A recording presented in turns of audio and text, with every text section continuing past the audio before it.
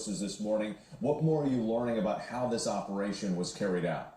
Well, Whit, I think we have to go back to just those scenes in Caracas with U.S. helicopters, Chinook helicopters, and attack helicopters sweeping over the city, those explosions likely at airfields and military facilities, and Delta Force, that elite Delta Force going in and grabbing Maduro and his wife in the dead of night. You can imagine they were probably asleep, and how this operation was carried out exactly, we do not know. They were clearly well prepared. They knew exactly where to find Maduro and his wife. We are told by sources that the CIA had perfect intelligence as to where they were, and that clearly was the case since they did capture them.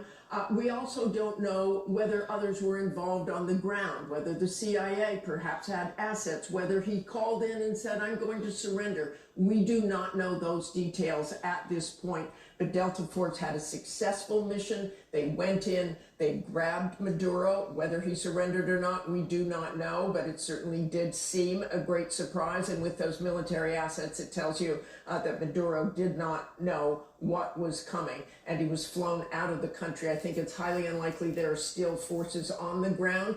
Generally, these missions are done, and the Delta Force and the others are out of there. But those scenes from Caracas and those explosions and the smoke rising from that city are remarkable indeed, Whit. Yes, they are, absolutely. Let's bring in Colonel Steve Gaignard. And Steve, President Maduro, as we noted there, and his wife both captured. Where could they be taken, and what happens next?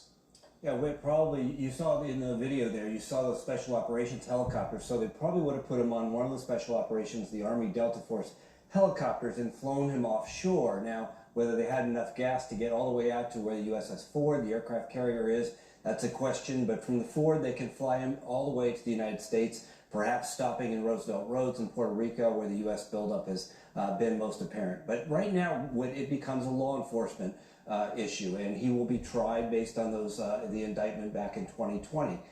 So this may be, as Secretary Rubio said, this may be the end of the military action or what was necessary.